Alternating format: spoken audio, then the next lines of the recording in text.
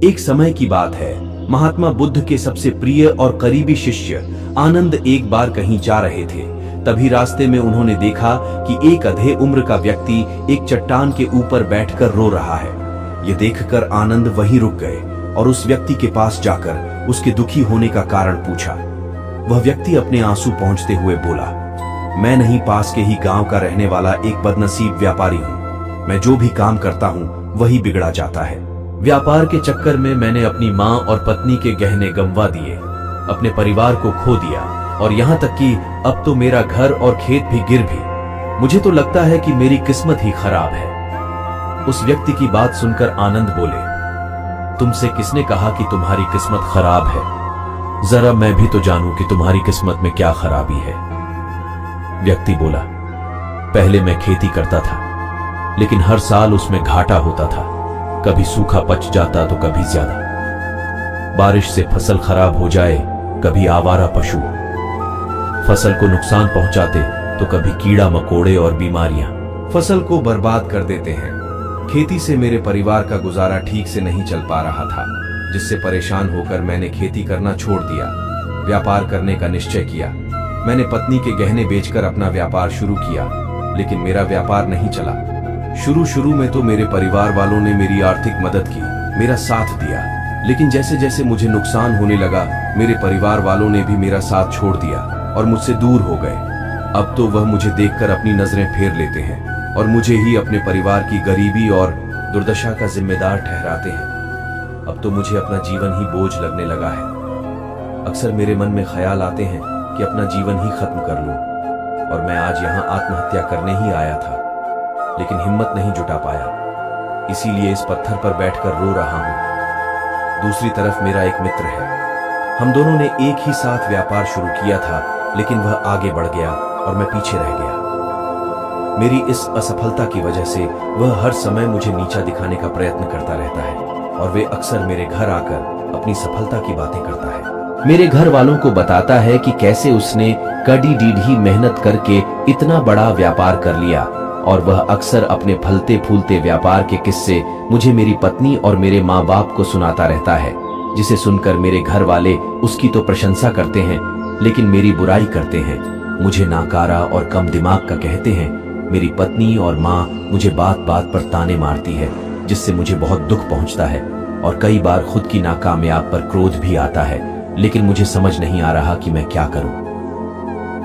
यह सुन भिक्षु आनंद ने पूछा, तुम्हें किस बात का दुख होता है, अपने असफल होने का या फिर मित्र के सफल होने का? सवाल सुनकर वह व्यक्ति एक पल के लिए सोच में फिर बोला, अगर सच कहूं तो मुझे अपने असफल होने का उतना दुख नहीं होता जितना कि मित्र के सफल होने का होता है। भिक्षु आनंद ने अगला प्रश्न किया, अगर तुम्हारा मित्र व्यापार में असफल हो जाता और तुम सफल हो जाती तो क्या तुम खुश होते? व्यक्ति ने कहा, हां, मुझे बहुत खुशी होगी। आनंद बोले, इसका मतलब कि तुम्हारी खुशी तुम्हारी मित्र पर निर्भर करती है। अगर वह चाहे तो तुम्हें खुश कर सकता है, और अगर वह चाहे तो तुम्हें दुखी भी कर सकता है। तुम स्वयं से ना तो खुश हो सकते हो और ना ही दुखी हो सकते हो। भिक्षु की बातें सुनकर व्यक्ति थोड़ी देर के लिए सोच में पड़ गया और फिर बोला, आपकी बातें सुनकर मुझे कुछ आशा बन रही है। तभी भिक्षु आनंद ने कहा, जब हम किसी से आशा बांध लेते हैं तो उस पर निर्भर हो जाते हैं, फिर हमारी खुशी और दुख भी उसी पर निर्भर करने लगते हैं। इसीलिए सबसे बेहतर है कि तुम स्वयं सी आशा बांध। जब तुम ऐसा करोगे और साथ ही पूरी मेहनत और ईमानदारी से काम करोगे तो तुम्हें सफलता अवश्य प्राप्त होगी।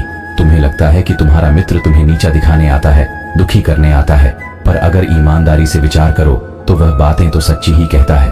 वह अपने संघर्ष और अनुभव की बातें बताता है। तुम उन बातों से बहुत कुछ सीख सकते हो। तुम्हें तो इसके लिए उसका धन्यवाद करना चाहिए कि तुम्हें घर बैठे इतने सारे अनुभव मिल रहे हैं। तुम अनुभवों का लाभ उठाओ, नई शुरुआत करो, ईमानदारी से कर्म करते जाओ, हार मत मानो। एक दिन तुम्हें सफलता जरूर मिलेगी।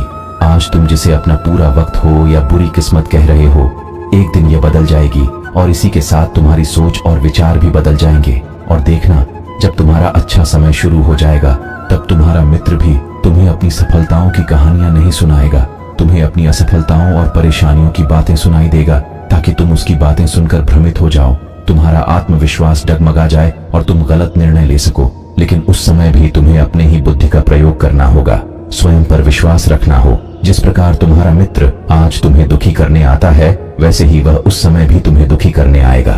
क्योंकि जिस तरह उसे दुखी देखकर तुम्हें मजा आता है, ठीक उसी तरह उसे भी तुम्हें दुखी देखने में उतना ही मजा आता है। व्यक्ति ने कहा, आपने सही कहा मुनिवर, लेकिन मेरा सबसे बड़ा दुख यह है कि मेरे परिवार के लोग भी इसमें शामिल हैं। वास्तव में मैं तो अपने परिवार के लिए अच्छा करना चाहता था, उन्हें खुश रखना चाहता था, लेकिन वह भी मेरी बातों और भावनाओं को नहीं समझ रहे हैं, मुझे ही गलत कहते हैं, और पिछले कुछ समय से तो वह मेरे साथ भी नहीं है। भिक्षु आनंद ने उस व्यक्ति को समझाते हुए कहा, हम हमेशा चाहते हैं कि हम जो कुछ भी करें, लोग उसके लिए हमारी प्रशंसा करें, लेकिन आमतौर पर ऐसा नहीं होता। लोग हमारे पास आकर तारीफ नहीं करते, जिससे हम दुखी हो जाते हैं। हमें लगने लगता है कि हमारे मित्र, रिश्तेदार, घर वाले सब स्वार्थी हैं। लेकिन अगर तुम किसी को अपना परिवार मानते हो और उसके लिए कुछ करना चाहते हो, तो फिर तुम ऐसा क्यों सोचते हो कि तुम दूसरों के लिए कुछ कर रहे हो? वास्तव में तुम अपनी खुशी के लिए कुछ कर रहे हो, क्योंकि उन्हें खुश देखकर तुम्हें खुशी होती है। अगर ऐसा करते समय तुम मानकर चलते हो कि तुम दूसरों के लिए कुछ कर रहे हो, तो तुम दुखी रहोगे। लेकिन अगर तुम्हें लगता है कि तुम स्वयं के लिए कर रहे हो, तो तुम खुश रहोगे, क्योंकि जब हम स्वयं के लिए कुछ करते हैं या करना चाहते हैं, तो हमें इसके लिए सांत्वना की जरूरत नहीं पड़ती। भिक्षु आनंद की यह बातें सुनकर उस व्यक्ति के चेहरे के भाव पूरी तरह से बदल गए।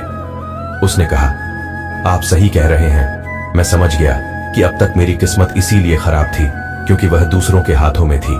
लेकिन अब से मैं अपनी किस्मत को अपने हाथों में रखूंगा, फिर से प्रयत्न करूंगा, पूरी लगन और ईमानदारी से काम करूंगा, और जब तक सफलता नहीं मिल जाती है, चैन से नहीं बैठूंगा। उस व्यक्ति की बात सुनकर आनंद मुस्कुराए और उसे एक छोटी सी डिबिया देते हुए कहा, इस डिबिया को हमेशा अपने साथ रखना।